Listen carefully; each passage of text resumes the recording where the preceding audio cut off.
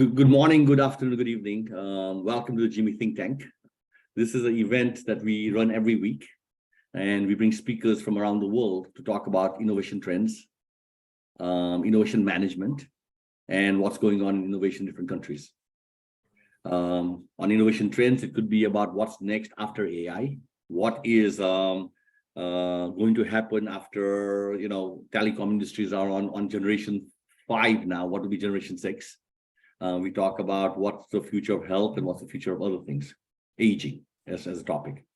We also talk about innovation management, where we look at in corporations, how are people managing innovation itself.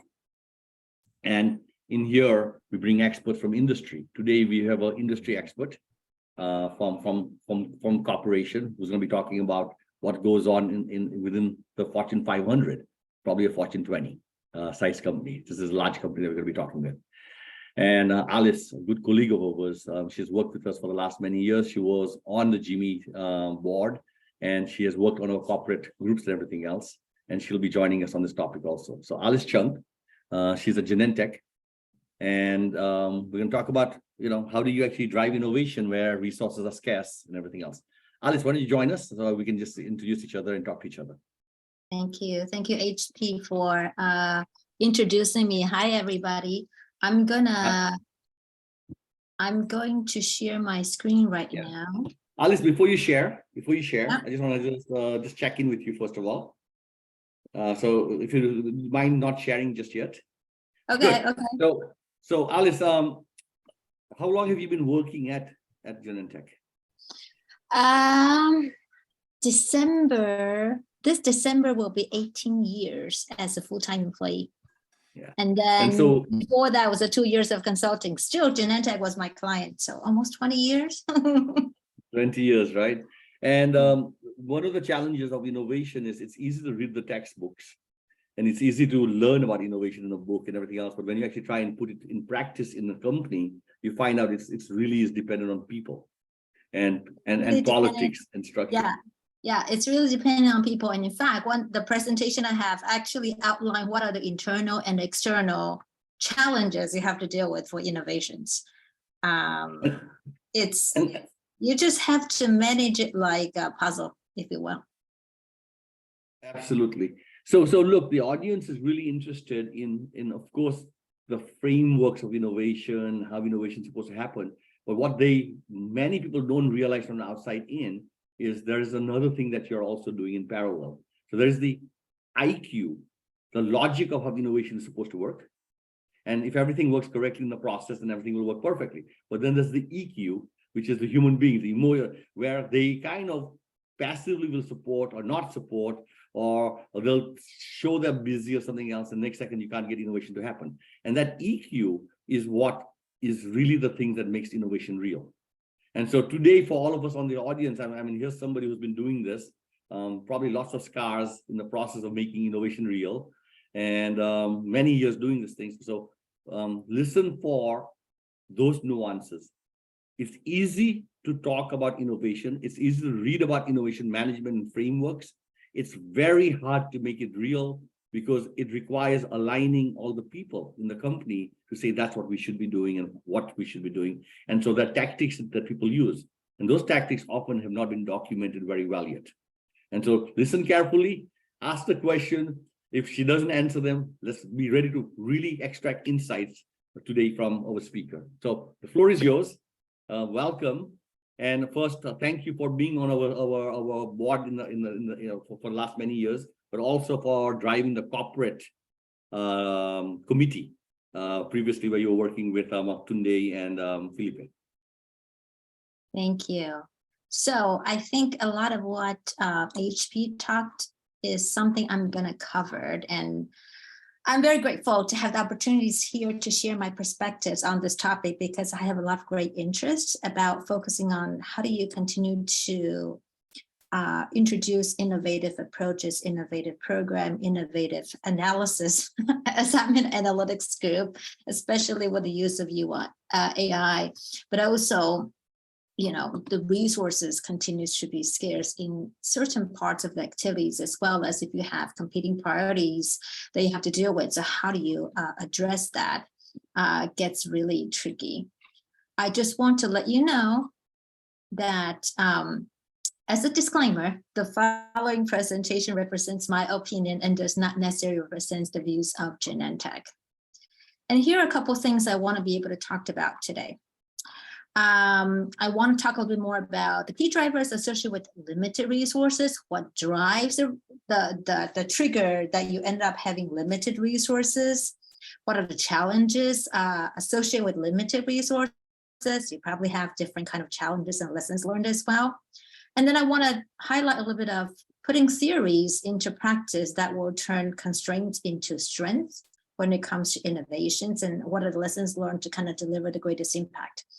I am by no means an expert, but I would consider myself a very active and skilled practitioner of innovative approach. So for today's presentation discussions, I will share my own lessons learned and continue to hone in on the mastery of this particular skills and muscle, which can be built. In this virtual platform, let us try to use the chat feature, because I do have a few interactive exercises for you guys to help participate and get engaged in shaping the session. So this is an experiment for me. So please be ready to participate when the time comes. I'll give you a prompt just to make sure it's a little more interesting, right? As we collectively can help shape the experience and time that we have together here. So with that, here's the first exercise that we have. Okay, the first exercise here is how often do you run into the resource constraint situations, or multiple, to develop and or implement an innovative concept? In your chat, if you can utilize your chat function, is it A, all the time? Is it B, sometimes, or is it rarely? I wish I know those rarely situations, because that will make life so much easier, isn't it? So what are your perspectives? Okay, we have A, we have B's, we have A's. Nobody has C's. Okay. A lot of A's, a lot of B's, so A and B's are pretty much equally. But as a consultant, yeah. Okay, got it. Thank you. So this is the first warm-up exercise. So thank you for your participation. See, it's not too hard, isn't it? So I'm just going to introduce a handful of some of this interactive exercises here. Okay, so then let's talk a little bit more about what are the reasons and drivers are leading into limited resources. HP initially mentioned about this, but I think, for me, just kind of recapping what drives and triggers limited resources. There's always this internal and external components of it, right? Internal, organization-wise, you're going to have organization changes, shift in focus, readjusting resources, different capability development. Sometimes you want to invest in one area further than the other. And then depending on the situations and the priorities, things changed. Then there's a component around lack of knowledge and or capabilities, especially entering into new spaces. So a lot of innovative concept approaches requires a lot of experimentations, and sometimes retool, reskill those individuals, people, infrastructures may not be easy, right? And sometimes that gets in the way. One of the things that HB mentioned about is aligning people, mindset, like the mindset issues, right? When it comes to innovations, there's always some disbelief, skepticism. Are you trying to solve the world hunger kind of ideas? And people's mindset, getting along and kind of get on board, it gets really tricky. And sometimes you probably have experience. The people side of the alignment and getting folks on board to embrace an innovative approach, support it, it's actually harder than the work itself. The work might not be that hard. It's the people that's harder to get to, because there's so many different perspectives. And there's business models that may not be as sophisticated, or partnership with external folks or internal folks may not be as sophisticated. Supply chain issues that could be internally process-wise, but sometimes if you want to build new things, you might have the right supplies. And then time is always constrained, right? No time, competing priorities. How do you get people to help you when they have 10 priorities? Why is yours more important than the other? And of course, no funding, we just don't have money. How are you going to innovate in the absence of actual funds and manpower? So those are the internal drivers. And of course, the external drivers, as you guys probably have seen, the continuous evolutions of business and customer needs, changing behaviors. We've seen how it works before and after COVID. A lot of things have changed. Political situations, war, tensions, or any kind of regulatory constraints are going to be something considerate.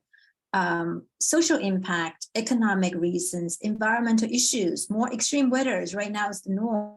Yesterday I saw in the news on CNN, icebergs and the currents is going to be all messed up. Everybody's going to have to embrace new normal as extreme weathers are more normal. So what an impact around that.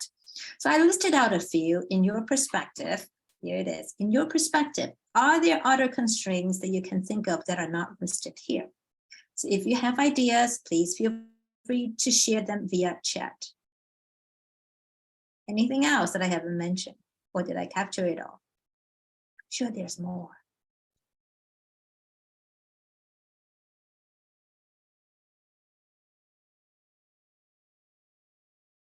Not a priority, okay.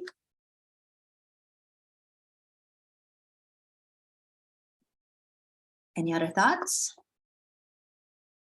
Counting once, counting twice. Okay, then I guess I probably have, okay, mindset and skill sets. Yep, not everybody qualifies. Yep, yeah. So you're seeing, if you think about constraints, and a lot of times when we deal with limited resources, or when you deal with limited resources, it's always a combination of multiple factors here, right? Both internal and external. That gets really tricky. Okay, so in that case, what are the challenges that are associated with limited resources? So let's talk a little bit more about this, right? When we talked about all these constraints, the challenges associated with the limited resources, there are a couple of factors. It could be you're forced to reduce scope, there may be less impactful results, or you may have to change the time, whatever. You have competing priorities. Everything is important to do. So how do you then focus your time and energy around an innovative effort when you have limited resources? You get less traction because everything that you have to think about, getting people to support, to come to you, also means there's more action for you to do, for you to sell, for you to convince people around what you need to do when you have limited resources, because the perception is limited resources means it's not that important. That's important. Why should I spend time working with you, partner with you? In that case, so you actually have to activate on your end a little more. And then what could this also result? This could also result into low motivations. So for example, how do you motivate yourself or your team or anybody who's associated with a certain innovative effort with limited resources? You just have to think about it in a very different way. I listed out a few. So are there other challenges that you can think of that are not listed here? If it is, feel free to share via chat.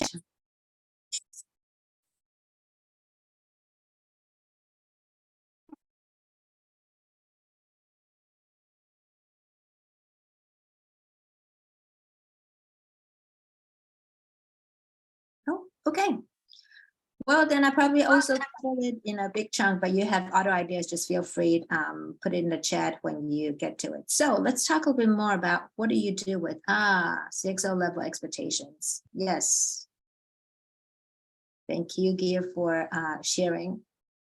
So then what do you do when you run into all these challenges? I always like to have a little bit of fun here. So in reality, this is how you feel. You could feel like the little guy with the smoke coming out from the ears. You might want to get additional help. But you will soon come to the reality that, this particular cycle of what you're doing versus what you can achieve to get to a better place, right? You go through the emotions, you go through, different cycles. You even go through the valleys of troughs in terms of dealing with your own as well as everyone else on your team's frustrations. But you have to do something. So what I want to be able to do is, how do I come through this action piece and realization piece quickly when you realize there's so many limitations that you have to overcome, right? How do you pull yourself out, and how do you then start to think about it, problems, and getting unstuck in a different ways? And for me personally, I think about it as framing constraints as challenges and identify ways to embrace them. So what that means is thinking about in terms of how might we. I found 2 quotes. I think it's very useful to think about it. So when things do not come your way, remember that every challenge, every adversity contains within it's the seeds of opportunities and growth. And the other component that I want to think about it is limited resources is a catalyst to be creative. So constraints drive innovations and force focus. And that's kind of the mindset I have to quickly shift. At least I find myself quickly shift is, okay, how do we deal with it? How do we problem solve so that you are re-energizing and refocus your energy around the positive of what limited resources can bring versus trying to look at it as glass half full and we can do this, we can do that. How do we look at it as from the other way around, looking at it from a growth perspective? So in this regard, what I want to be able to share with some of my own personal stories, I deal with a lot of constraints in my career journey.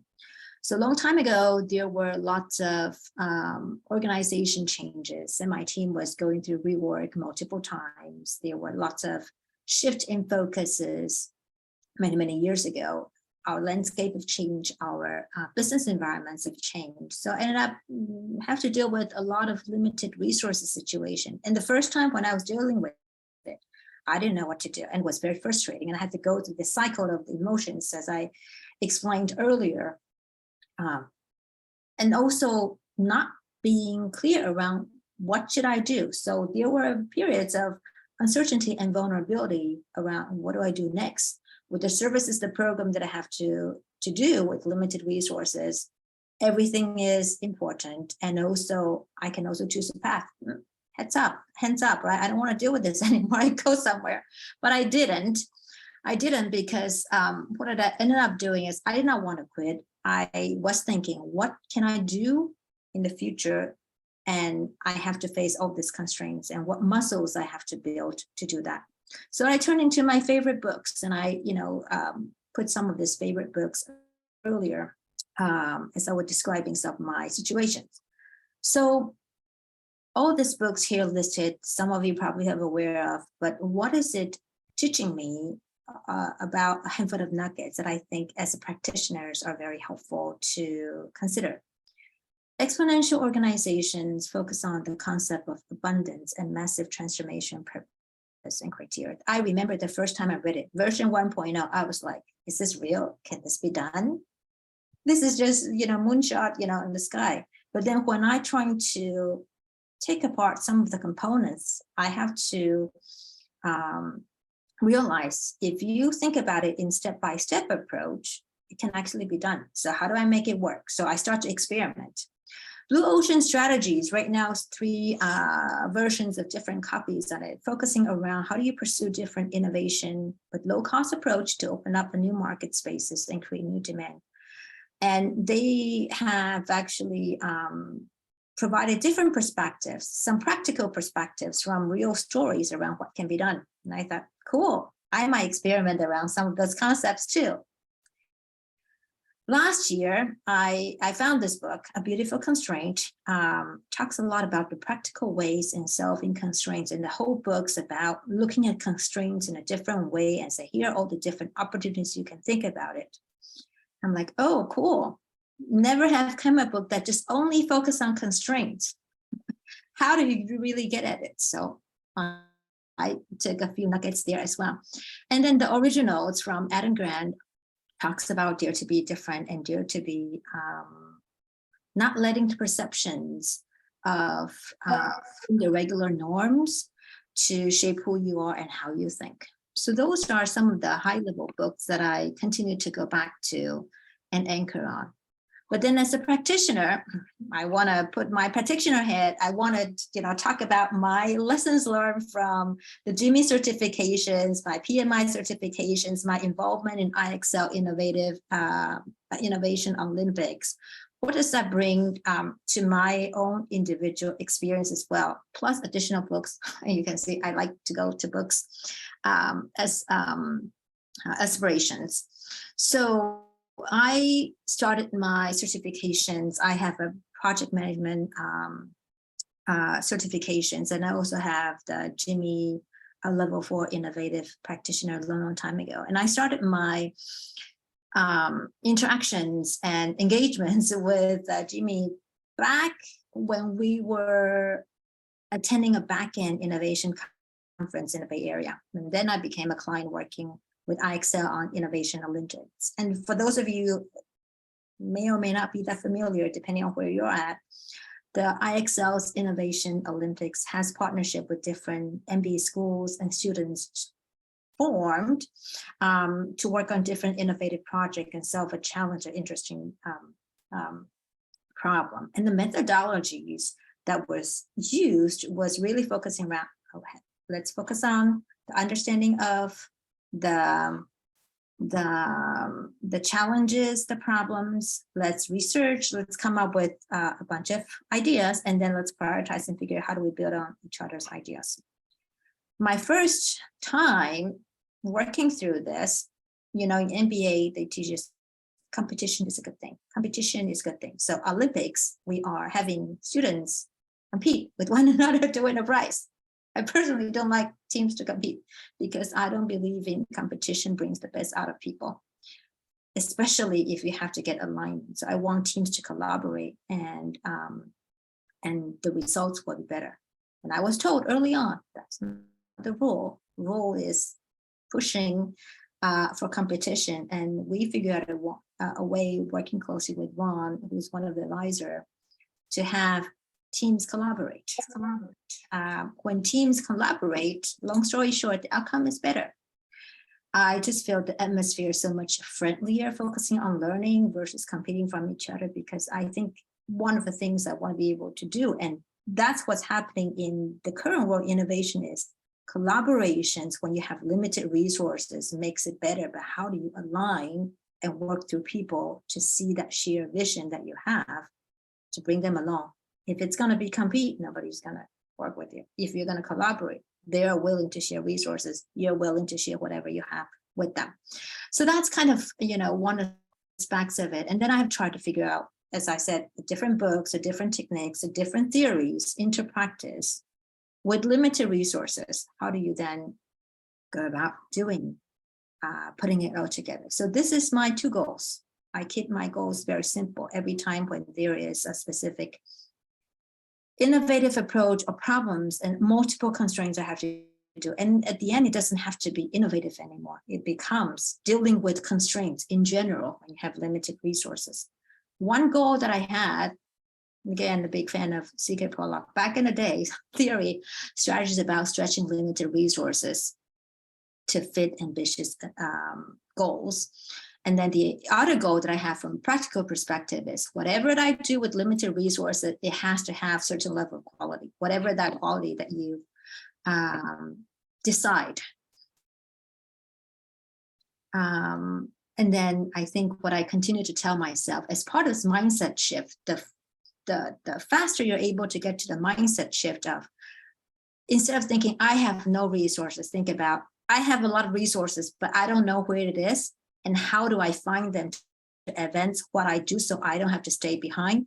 Is the mindset, at least for me, continue to quickly shift from being frustrated, needing more help, not knowing what to do, not knowing how best to motivate folks to, we have a lot of opportunities. How do we look at the problems differently?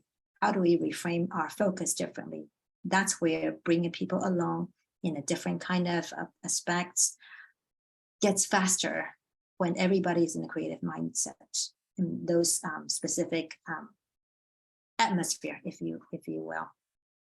Okay, So in that sense, let me then share a little bit more about my specific way of putting everything together, right? This is my view, not always right or wrong. And you always have a different kind of a perspective as well. So when I put all of my learning theories together from the books, from practices, from what I learned from GIMI, I learned from the Olympics, I learned from the different experiences, I ended up doing 5 things in iterative fashions very quickly, depending on what I do. I start to look at things not just from a problem. I have to look at the problem itself and what I want to do systematically. So it's actually revisiting the entire business model. It's not just the people, there's the people, process, technology, and everything else that goes around it, right? In the very to limit resources, what does that look like? Because if you have to go through innovative approach, some of these old models, at least current state, will have to be looked at very differently, have to be approached very differently. And sometimes you have to do multiple things to do differently. Then finding possibilities. This is what I've learned the most coming from the IXL Olympics, right? The list of ideas. I have a lot of ideas. I write my to-do list with a lot of different ideas with each of the problems along the way to really figure out how do I combine, add, subtract along the way. And that helps to figure out the new possibilities, knowing what some of the initial business models and the constraints of the problems I'm trying to solve. And then it's continued to iterate and learn. Sometimes iterate and learn, you may have to do a little bit of pause and shift depending on the time periods that you have, depending on how people are perceiving, how people are giving you the feedback. And then it's really mobilize and find partners. The more you're able to create prototypes. Recently, I did a very innovative approach. Took me 11 months to do it, but the outcome of it is one team wants, and they see the possibilities of replicating. So, okay, cool. So all that 11-month efforts leading into the expansion and scale, what people are able to see the possibilities to help them answer a lot of questions that they have. It's driving the value, and then I measure and figure out how do I scale, and that's an iterative cycle that I have. So that's kind of my lessons learned, and I know you have a different perspective in that regard as well. So just want to share a little bit more of how do you continue to overcome constraints, because every single constraint in every single step here is going to have a different key. And then when you put the theories into practice, what I was able to accomplish, a lot of my reputation right now is it's an army of one. They put an army in front of it, right? So army of one, how do you do that?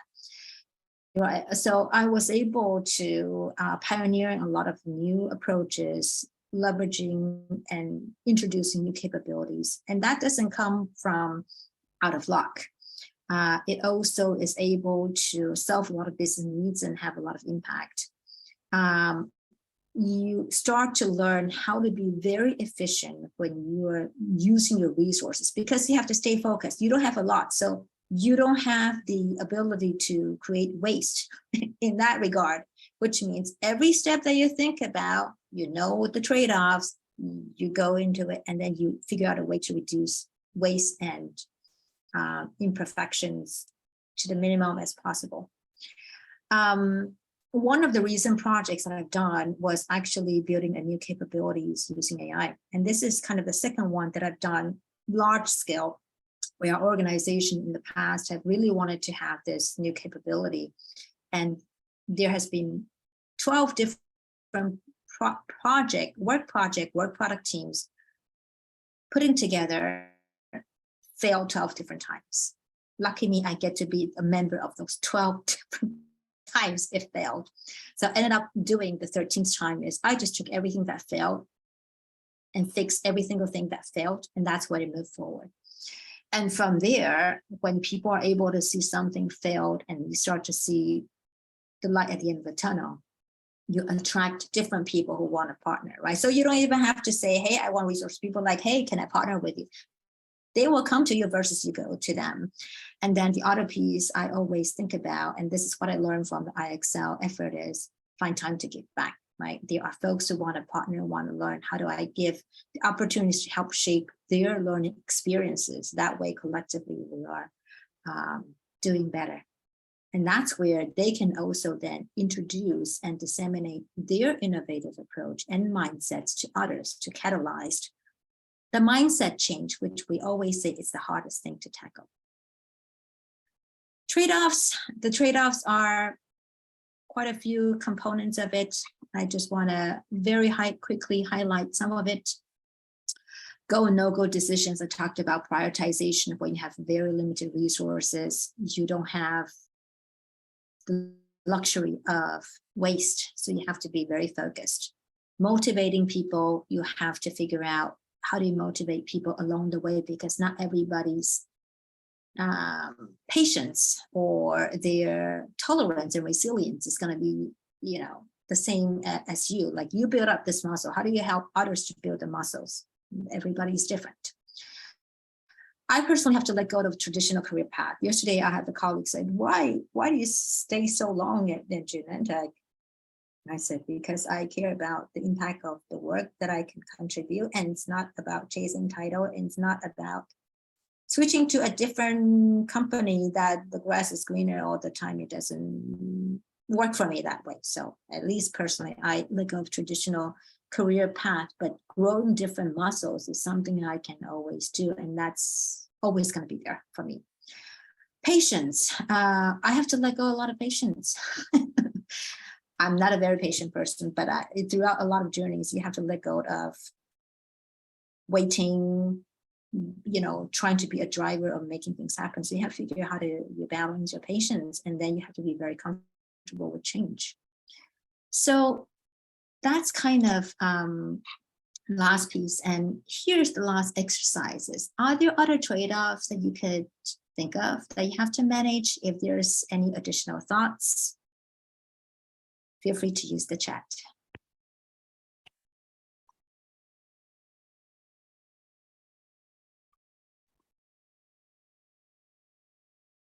Short term versus long term, yeah, that's one considerations. Anyone else? Internal versus external resources, yeah. Incremental versus radical, yeah, that's cool. Thank you for chiming in. So bring it all together, right? What does this mean? Embrace constraints. If I have to think about some of the takeaway, embrace constraints, identify the components that work for you and make you feel comfortable. You yourself have to be comfortable when you're building the own muscle, and bring your folks along. Experiment and learn. This is something, innovation is always there, but what we don't always do to progress innovation, sometimes, at least what I've seen, is we just let it fail and we don't go back to it. Then the next team comes in, they have to start everything again and not solving for and progressing. So this experiment and learn, even from a practical perspective, also have to be, really think about, right? When you have a product that doesn't work, you have a bug, you have to keep fixing the bug so the product gets better. So how do you put in that mindset? And then measuring impact. A lot of things, especially innovative effort to go for scale, for more funding, it's around how do you articulate and measure those impact. So I want to leave you with some final thoughts. The final thoughts are: resources are limited, creativity is unlimited. I also want to share with you that creativity involves breaking out in a different way. And then the last piece, the key things of finding whatever you want is to know what you want, right? At least you have kind of a set aspirations and goals. And I just want to make sure that, from your perspective, it is well considered. And I think the last piece I just want to share with you is that overcoming constraints and limited resources really around getting to the level of specificity that's comfortable for you and you know what you want. So with that, I just want to say thank you very much for the time of listening to my reflection. Hopefully you find a few nuggets, and thank you for the participation in shaping and sharing your perspectives.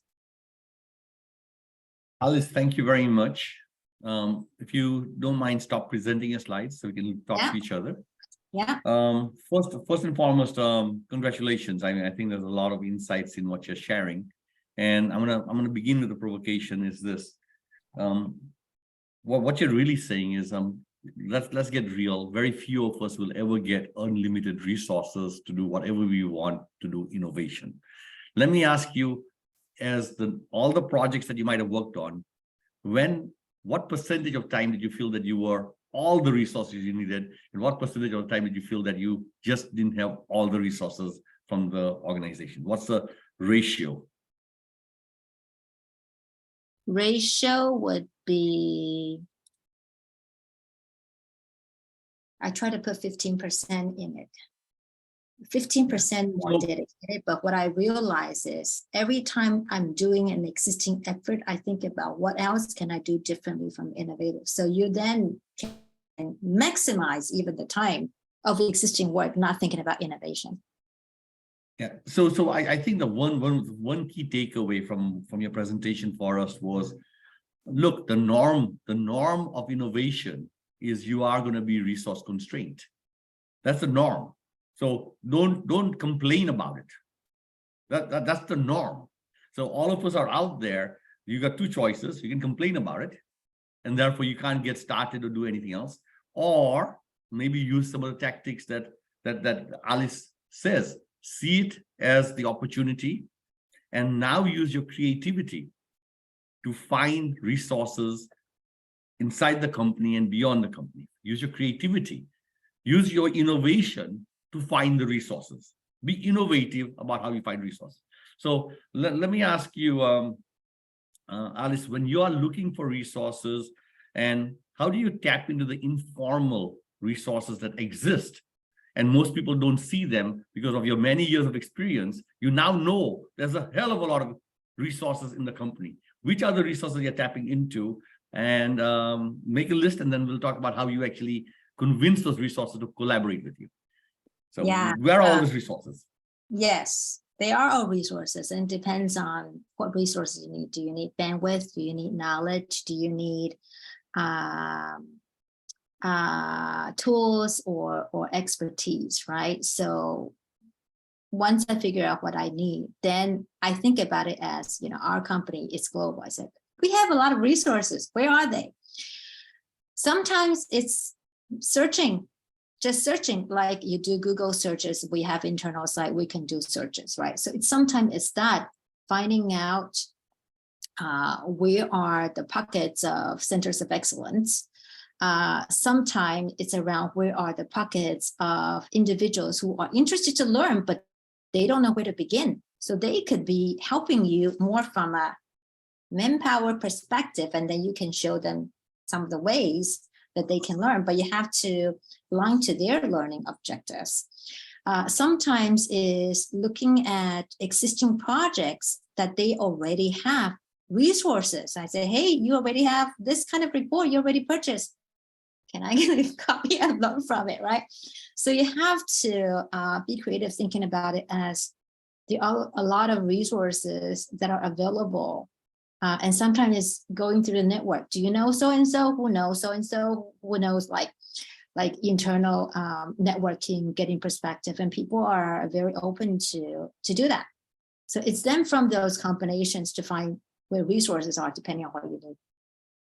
Yeah. So again, for those listening, I mean, what I'm gleaning from Alice is there are people in companies who will say, okay, I want to do an innovation project, and I need this budget, and I need this team, and I need this assets, and I need this stuff. Oh, you mean you don't have it? You're not going to give it to me, then I can't do it. And those people will not move forward. Then there are other people, Alice as the example, has figured out that the assets, the knowledge and expertise in a company like Genentech are there. They're everywhere. And if you search and look for them, then you can find them. But unfortunately, what we call them is intangible assets, intangible knowledge centers, intangible things. So we didn't make a list of it. It's not formally structured somewhere. And therefore, you got to do a little bit of networking, Googling, whatever is necessary to find it. And those who look for it and find it will find there's 10 people who will support your project. There might be reports already done on this project that you want to work on in the past. There might be partnerships that formed already with some suppliers who might be able to be tapped into, saying, can I talk to them or access them, or customers that you already have, we can go talk to. And therefore the innovativeness, the innovation isn't just the idea of the project that you're working on. It's the innovation of people like Alice, who are extremely willing to find different ways to find the resources. So there's creativity, not just in the product idea or the offering or the solution, but there's creativity on how you do innovation. Alice, let me ask you, when you do approach these people, what do you have to do to make sure that they will collaborate with you? They will give you the resource or the assets. What is your approach to this thing? What is the behavior, the mindset that you go in that conversation with them? Yeah, well, you have to have a little persuasion and have a little bit of selling, have a little bit of what's in it for them, right? If it's more of, let's say, existing resources and assets they already have, one thing that people really like and feel flattered is, oh, I didn't know the things I have here can work in a different way. Oh, sure, go ahead, use it. Let me know if you have any questions. If you are able to help others to see what they put together can be used in a different way, they are very open to share that with you, whatever that is. That's one aspect. If you really want others to contribute their expertise, which is, you know, more time working with you and partner with you, then I think you need to really think about it is what would also be helpful in terms of their objectives. Let's say their objectives could be wanting to build a new product, but they have no scenarios to test it out. Maybe what you can do is, hey, I can give you test it out. I get all the feedback all the time. I'll just put it out there and then you kind of learn a lot. And that will be another mechanism to help think about their constraints and what you can do to match it up. So everybody's going to have constraints, and partnership comes from what can I do for you, what you can do for me, what can we collectively get to, whatever the level or percentage of contributions are. And I think if you are able to frame your discussions that way and less of a one way, you get a lot of people supporting you. Yeah, no, look, some people do this very easily, but what I understand what you said is you begin with a win-win mindset. Right, you got a mindset that the other person has to win something, so you got to get in their shoes and understand why will this be good for them up front, and then you basically share with them what you're trying to do and why it's good for them. And it's not intended to be manipulative; it's intended to be win-win from the beginning, right? So I think that's key. But there's also, when you look around in your company, there are Alice's and there are other people. Some people can do it very easily. Some people can walk down the hallway or walk into another function or another business unit and say, hey, you got that machine, can I use that machine, or can I talk to so-and-so person? And so there's also a personality in here, which is more, there's a person who likes to smile and talk to other people versus somebody who's scared to go out and ask for help. So what is that, what allows you to do that more often, you think, while others are scared to do that? So HP, that's a great point. I'm actually an introvert. So for me to just go out and cold calling people like, what, you're an introvert, you can do that. I have to practice it a couple of times. I have to figure out, okay, when people are telling me no, and you have to be very comfortable, right? People are telling me no, I say, okay, let me at least ask the question, why do you say no? So you continue to build the comfort of asking, because you know what? Introvert personalities or styles or not, I think what I have learned is there's nothing harm in asking. So how do you get comfortable in asking? How, in whatever level, they're like, be very comfortable, because people will feel like, well, asking just means like you are weak. I'm just asking. So if you think about it as you're simply asking a question, then everything will be easier. So look, Alice is an introvert. I'm an extrovert. I really am. I really like talking to everybody. I walk the hallways. I'm like a social butterfly. And people often think that I'm not working because I'm always in the hallway somewhere talking to somebody. But what they're surprised with is whenever I have a project to do, I'm able to get support from a wide range of people by just having slight conversations because of the investments I made over the whole year in getting to know people. And whenever they asked me for help, I always gave them help also. So as a result of it was, I for whatever reason, I'm a giver. I give more than I usually take. But when I do ask, people tend to help me. And that's been a very nice characteristic, which I'm lucky with. Alice is saying she's not necessarily an extrovert, but she realizes that when you do ask and you ask intelligently, saying there's a win-win here, people tend to collaborate and give also. So it's not your style that's going to stop you. It really is, people do want to collaborate, people do want to learn from each other, and as long as win-win, it works. And some people, it's easier, for other people, it's a little harder. It can be done, and there are other people who say, I don't like doing that, and they don't do that. So then they ask for a budget for the project, and the budget is never enough, and therefore they can never actually move forward to be successful. Alice, do you guys document this process? There's a process here on how to find resources for your projects. Is that part of the innovation process in your company, or is that really an unwritten rule? It's an unwritten rule, unfortunately, because I think everybody's situation is so different. And so there's just a lot of unwritten rules, and also a lot of different teams sharing their lessons learned, right? It's not always documented in that way. All of the work that I do, like big projects, I always have a lessons learned as well as retrospective along the way. Right? That's what I do, because the next time when people, I'm like, here are my 2 pages of my lessons learned. You can take a look at it, right? And then kind of provide more context. So it's going to be very different depending on what everybody wants to do. So, yeah. Yeah. So look, that's the point. There is an innovation process at Genentech. There's an innovation process at Verizon. There's an innovation process in every company. But there is this thing called the unwritten rules, which for whatever reason never gets well documented. But those are the soft skills of one, first, being aware that there's assets all over the place in your organization to help you do your project. You just don't know how to tap into them. And second is you need courage to step out and ask for help, and also some thoughtfulness to say, this is win-win for all of you. You can help me do this. And this also works with your suppliers and your partners outside. It's the same strategy, of course. So the question then ultimately is, why don't we make the unwritten rules the written rules?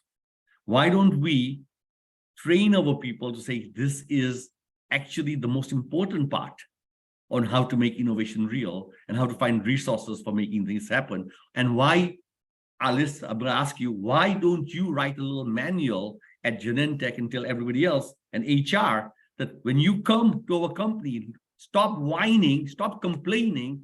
We have the assets, we got the resources, and here's the book on how to do it. I'm not talking about Alice, but I'm going to talk about why do the innovation directors and HR people somehow not understand that that's where the magic is, and then share a best practice.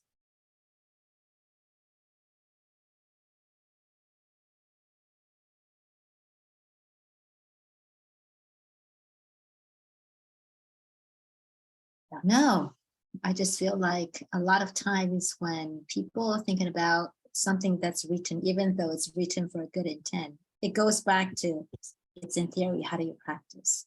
I don't feel like enough of the good practices are being shared. So that's just my perspective, but I'm sure everybody has a different kind of perspective in terms of. So Alice, let me just share. One of the things that we are seeing now as the next level of innovation is to write the unwritten rules. Write the unwritten rules of what is innovation, okay, and make them written, for all new employees coming in by looking at about 10 projects and saying, how did these people get the resources? And then we say, here's the 10 commandments on how to do it. And if you can do that, then suddenly you unleash the creativity. That's one part. The second part, what we are doing in GIMI is also telling every company they got to inventory the intangible assets. So write down the people who got expertise. Write down all the assets that you own from machines and printers and whatever labs or whatever. Write down all the partners you're working with. Write down all the projects. And from there, whenever you start a new project, first you look into that and say, what can I leverage from what we already have? And so by making the unwritten written, making the unstructured structured, we may be able to do more. And with AI coming, it's going to make a big difference. We have a question from Cristanto. Let's see if Cristanto has something to add. And then we're about to wrap this meeting up. Cristanto? Thank you, HP. Hi, Alice. Thank you for sharing. On the last point about unwritten rules and sort of thing that make things work, what do you think about the factor of leadership? Because I see where in many cases, when the leader is right, then everything goes right. Leader is wrong, everything goes wrong. What do you think? I personally, it's a big criteria for success is that leadership, and that leadership doesn't have to be the rank, right? Sometimes a lot of these innovative approaches are not the senior VP kind of level. They are kind of the mid-manager level, right? Or individual contributor level, depending on who's working on it.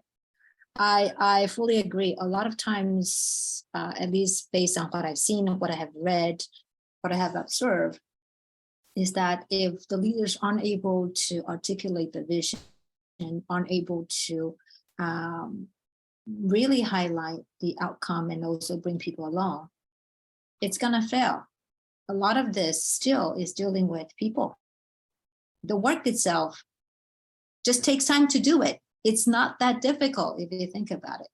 So I think that leadership and what HP mentioned earlier around the EQ, around working with people, is actually going to be a very critical success factors. Even thinking about innovation differently, thinking about unwritten rules differently, publishing those informations differently and using them differently. It comes from the vision as well as the ability to walk the talk, where never possible. Alice, we're coming to the end of our think tank. We stop at 10 o'clock and we got 4 minutes before the end. What I would like to do is maybe give you the last minute as advice to other people, what to do, how to make innovation real in a large corporation. And so you'll have the last words. I'm going to give you some time to kind of organize your thinking.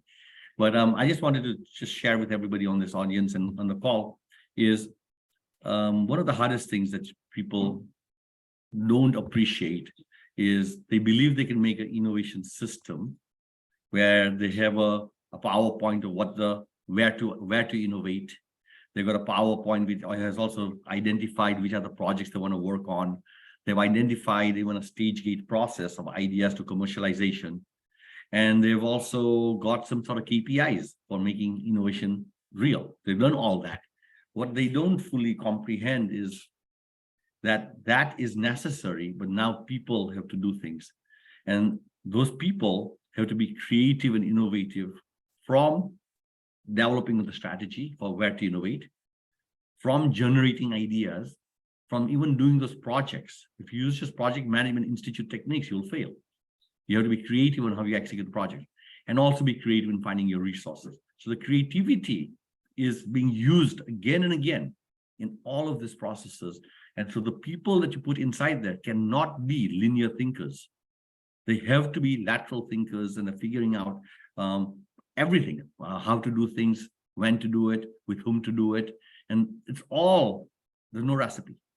And there's something inside here that makes it real. And so we need to emphasize the mindset as well as the systems, and humans are important. So with that, I just want to first thank our speaker, Alice, for a great discussion and great presentation. And I think from here, I hope it's triggering everybody else's ideas, but let's give Alice the last word. for our think tank. So Alice, please share with us some wisdom, some ideas, some recommendation for us.